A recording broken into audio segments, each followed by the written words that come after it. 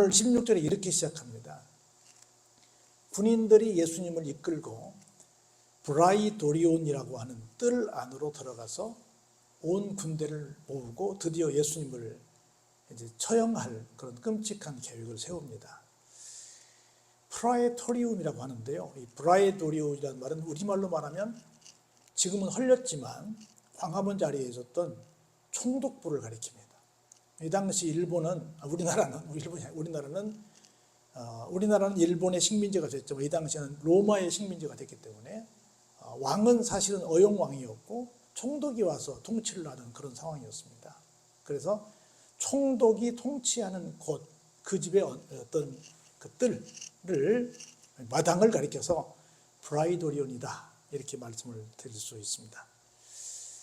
그 브라이도리온 설명을 한참 하다 시간이 많이 갈 것 같으니까 그 정도 총독이 있는 곳이다 라고 하는 것만 여러분들 기억하시고 염두에 두고 한번 보겠습니다.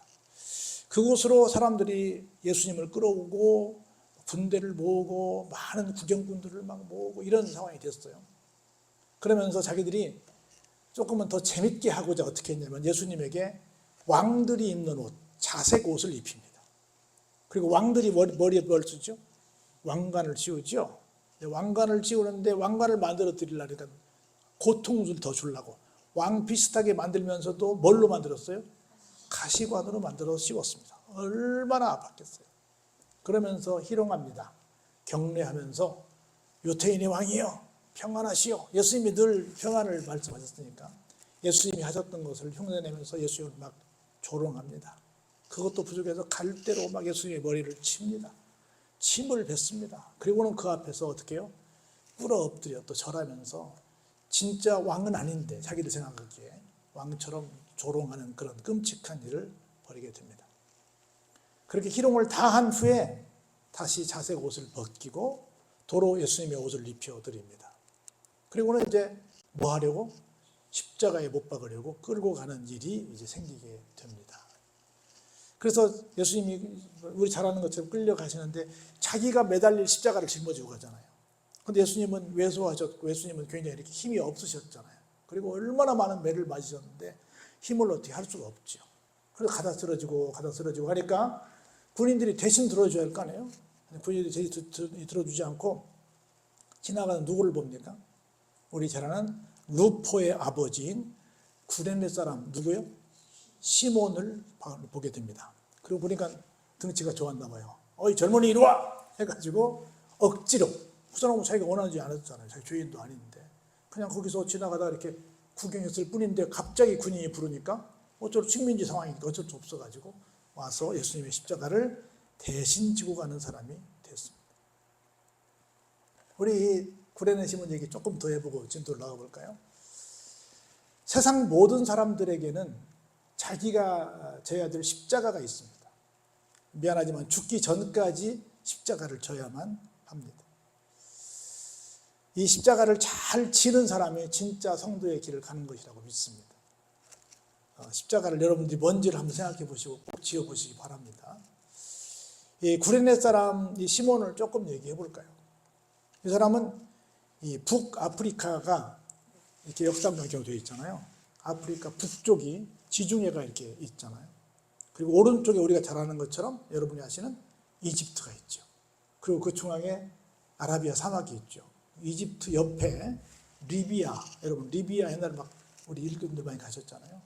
그 리비아 쪽에 있다가 온 사람인데 리비아 사람은 아니고 유태인 공동체 중에 디아스포라 중 한 사람이었는데 지금 무슨 명절이 다가왔어요?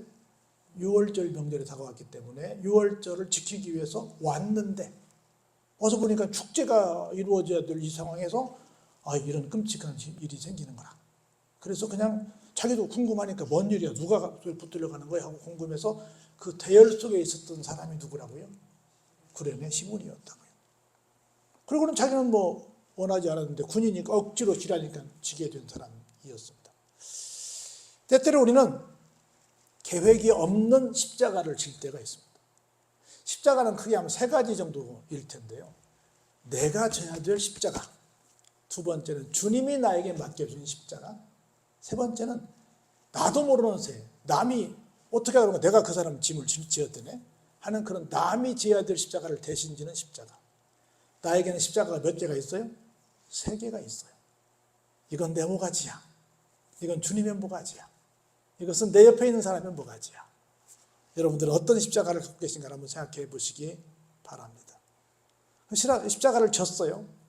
십자가를 졌는데 억지로 졌지만 짓고 나서 보니까 전승에 의하면 이 사람은 확실하게 그 십자가를 지고 나서 예수님의 제자가 되었다고 합니다.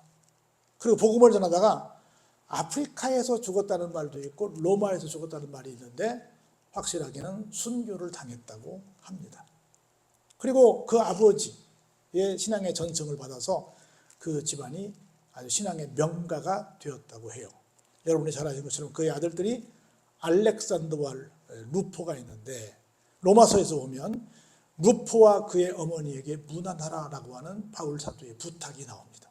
그것처럼 유럽 복음화와 거점 로마 교회의 중심 사역자로 초대교회에 존경받는 은혜와 믿음의 사람이 되었다는 거예요.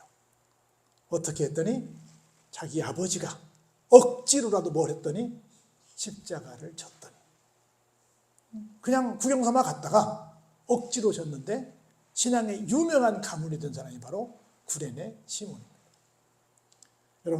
여러분들에게 지어진 어떤 십자가가 있다고 한다면 무조건 마다하지 마시고 기꺼이 지시기 바랍니다.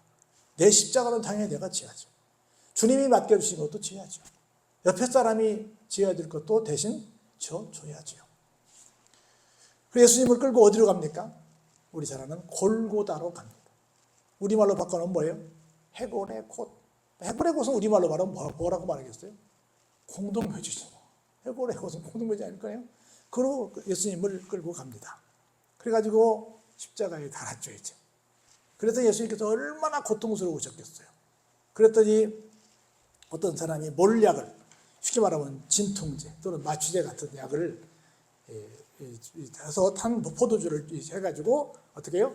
예수님께 이것 좀 마시고 이것 좀 입에 적셔서 좀 고통을 조금 덜 해보세요 라고 드렸어요.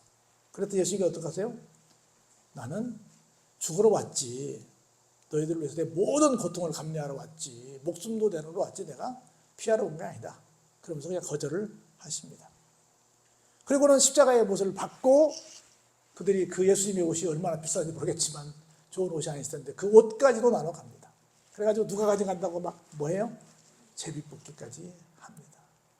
예수님에 대한 동정은 정말 하나도 없는 그런 상황이 됩니다. 그래가지고 제3시가 되어서 드디어 십자가에 못 박습니다. 제3시는 우리로 말하면 한 오전 9시 정도 됩니다. 그리고 어떻게 썼어요? 그 위에 죄패를 붙이는데 뭐라고요? 예수님이 말씀하시던 유대인의 왕이다. 진짜 유대인의 왕으로 인정했었어요. 조롱하려고 썼어요. 조롱하려고 썼죠. 그리고는 여러분 잘 아시는 것처럼 그때 누구도 좌우편의 강도 둘도 함께 십자가에 못 박았습니다. 하나는 우편에, 하나는 좌편에 박았어요. 근데 그 다음 뭐라고 했는데 뭐라고 했는지 몰라. 그래서 뭐예요? 없음이야. 그래서 그렇게 딱 3사람이 살려 있는데 사람들이 지나갑니다. 지나가면서 누구만 봐요? 예수님만 봐요. 그러면서 머리를 막 흔듭니다. 그러면서 예수를 막 모욕하기 시작합니다. 며칠 만에 성전을 46년 동안 지어도 다 못 지은 저 헤롯 성전을 사흘 만에 짓는다고 말했던 이상한 사람아, 네가 정말 그런 능력이 있다고 한다면 네가 너를 구원해서 지금 당장 어디에서? 십자가에서 내려와라. 그러고는 막 조롱합니다. 그런데 일반 사람들은 뭐 몰라서 그렇다고 치더라도 성경을 잘 아는 사람들 누구요? 대제사장이나 서기관들은 그러면 돼요, 안 돼요? 그러면 안 되죠. 그 사람들도 같이 가세해서 예수님을, 그래 이 사람들이 말하는 것처럼 네가 정말 그런 사람이면 빨리 내려와라고 같이 가세해서 예수님을 희롱합니다. 그러면서 뭐라고 말해요? 저 사람이 맨날 구원 그러더니 남은 구원했지만 정작 누구는 자기는 구원 못했네. 무슨 당신이 머리야 메시아야 막 그러면서 예수님 앞에 못할 말을 한없이 쏟아붓고 있습니다. 그러면서 말합니다. 이스라엘의 왕 그리스도가 지금 십자가에서 내려와가지고 당신이 정말 대단한 메시아라는 걸 우리한테 보여줘서 우리가 그 상황을 보고 당신이 그렇게 믿으라고 했는데 좀 당신이 믿게 한번 해봐! 라고 말합니다. 그랬더니 누구까지도 진짜 나쁜 놈들인 양쪽의 강도들도 같이 예수를 어땠더라? 욕하더라. 근데 우리 다른 복음서에 보면 어때요? 한 사람은 그러지 않았죠. 처음에는 어땠다? 적어도 둘 다 욕했다라고 하는 거죠. 그래서 여기서 저기서 계속 누구를? 예수님을 희롱하고 예수님을 욕하는 소리가 끊이지 않고 이어지고 있었습니다. 제6시가 됐습니다. 이제 아까 3시에 바뀌었지 않습니까? 3시간이 흘렀어요. 그리고는 제9시까지, 오후 3시가 됐죠, 이제요. 오후 3시까지 어떻게 됐습니까? 온 땅에 어둠이 계속 드리워져 있었습니다. 사랑하는 성도 여러분, 예수님이 계시지 않은 곳은 어때요? 어둠의 땅입니다. 우리가 구약과 신약의 사이를 뭐라고 말해요? 중간기라고도 하고 암흑기라고도 합니다. 왜요? 하나님의 말씀이 들려지지 않았기 때문에. 하나님의 말씀이 없는 곳, 예수님이 계시지 않는 곳, 예수님이 진리시니까. 진리가 아까 우리 아침에도 말했지만 우리를 인도해야 되는데 진리가 인도하지 않는 모든 곳은 다 뭐다? 어둠이다라는 거예요. 제9시에 예수님께서 숨을 거두시기 직전에 이렇게 소리를 지르십니다. 우리 잘 아는 엘리 엘리 라마 사박다니, 엘리 엘리 라마 사박다니라고 막 외치기 시작합니다. 우리말로 번역하면 뭐래요? 나의 하나님, 나의 하나님, 어찌하여 나를 버리셨나이까? 라고 외치면서 숨을 거칠게 몰아쉬십니다. 철저하게 예수님께서 벌을 받으셔야, 철저하게 우리가 버림받을 것을 예수님께서 대신 당하셔야 우리가 살 수 있기에 예수님이 철저하게 우리가 당할 일을 당하시고 계십니다. 그랬더니 말을, 이제 돌아가시기 직전이니까 말씀이 좀 뚜렷하지, 똑똑하지 않았을 거 아니에요. 그러니까 엘리 뭐라고 그러니까 누구를 부르는 줄 알았어요? 엘리야 선지자를 부르는가 생각을 한 거예요. 야, 지금 보니까 엘리 뭐라고 그러는데 아마 엘리야 선지자를 좀 부르면서 좀 도와달라고 그런가 봐 라고 하는 거예요. 그러니까 너무 그 모습이 힘드니까 한 사람이 뛰어가가지고 해면에 신포도주를 적셔가지고 그럴 때 그래도 좀 이것 좀 드시고 너무 힘드시니까 좀 고통을 좀 어떻게 덜어보세요 하고 꿰매어서 이렇게 드리는데, 그리고 그 중에는 또 한 사람이 좀 인정이 좀 있었던 사람이 있었어요. 근데 그 모습을 보다 딴 사람들이 뭐라고 말해요? 놔두라니까! 누가 올지 모르니까? 엘리야가 와서 도와줄지 모르니까 그냥 놔둬! 하고는 그것마저도 말리고 있습니다. 그렇게 옥신각신하고 있는데 예수님께서 드디어 어때요? 다시 한번 엘리 엘리 라마 사박다니 외치시면서 숨을 거두시게 됩니다. 그 순간 어떤 일이 생겼어요? 성소와 지성소 사이에 휘장이 있는데 그 지성소가 쫙 둘로 갈라져서 하나였던 것이 둘이 되었다라고 말씀이 우리에게 전해지고 있습니다. 이건 뭐예요? 예수님께서 돌아가시고 말미암아 하나님께 나아가는 길이 이제 바로 열려졌다. 우리 모두가 만인제사장이라는 말 하잖아요. 우리 모두가 직접 다 예수님께 기도할 수 있는, 하나님께 기도할 수 있는 사람이 되었다라고 하는 것이 오늘 본문의 마지막 구절이 됩니다. 아까 제가 여러분들께 말씀드렸듯이 예수님의 최후를 보자. 그러면서 신앙의 유명한 사람들의 최후를 보자. 그리고 우리는 어떤 최후를 생각하게 될 것인가를 한번 생각해 보자라고 말씀을 드렸습니다. 몇 사람만 소개하고 마치고자 합니다. 주석을 쓴 사람들이 많이 있는데 성경을 설명한 책을 주석이라고 하거든요. 근데 그중에 경건한 주석이라고 하는 책을 경건한 주석이라고 말할 정도로 굉장히 경건하게 성경을 주석한 양반이 누구냐면 매튜 헨리라고 하는 주석가가 있습니다. 이 양반이 마지막 이런 말을 했어요. 하나님을 섬기고 그분과 교제하며 보낸 삶은 인간이 이 세상에서 누릴 수 있는 가장 만족스러운 삶이다 라는 말을 했어요. 하나님과 교제하고 살았던 내 인생은 어떻다? 가장 만족했던 삶이었다. 이렇게 말을 했습니다. 청교도 존 오웨는 이런 말을 했습니다. 나는 내 영혼이 사랑했던 분, 아니 영원한 사랑으로 나를 사랑하신 분께로 간다. 이것이 나의 유일한 위로의 기초가 된다 라고 말을 하면서 숨을 거뒀다고 합니다. 여러분, 구두수성공이었으나 가장 훌륭한 부흥사였던 여러분 무디 설교자를 잘 아실 겁니다. 그분은 나는 땅이 물러가고 하늘이 열리는 것을 본다. 하나님이 나를 부르고 계신다. 그러면서 최후를 맞이했다고 합니다. 개혁자 루터는 이런 말을 했어요. 주의 손에 내 영을 바치오니 진리의 주가 나를 구원하였습니다. 라고 외치면서 눈을 감았습니다. 여러분이 잘 아시는 스코틀랜드의 개혁자 존 낙스는 옷이 없어서 내 주여 내 몸과 내 마음과 영혼을 주께 그대 손에 맡깁니다. 이제 가야 할 천국의 즐거움을 내가 압니다. 라고 고백하면서 죽었습니다. 칼빈은 여러분 사람은 다만 하나님께 영광을 돌리는 것으로 목표를 살아야 합니다. 우리 잘 아는 것처럼 솔리데오 글로리아를 외치면서 죽었습니다. 한 사람만 더 소개하죠. 가디날드 머시어는 위암으로 죽을 때 이렇게 말했습니다. 병든 몸이지만 내 영혼 깊이에 하나님께 드릴 게 있어서 감사합니다. 나의 소원은 오직 하나, 하나님께서 나를 통하여 영광을 받으시는 것입니다. 그 값이 무엇이라도 말입니다. 라고 외치면서 마지막을 맞이했다고 합니다.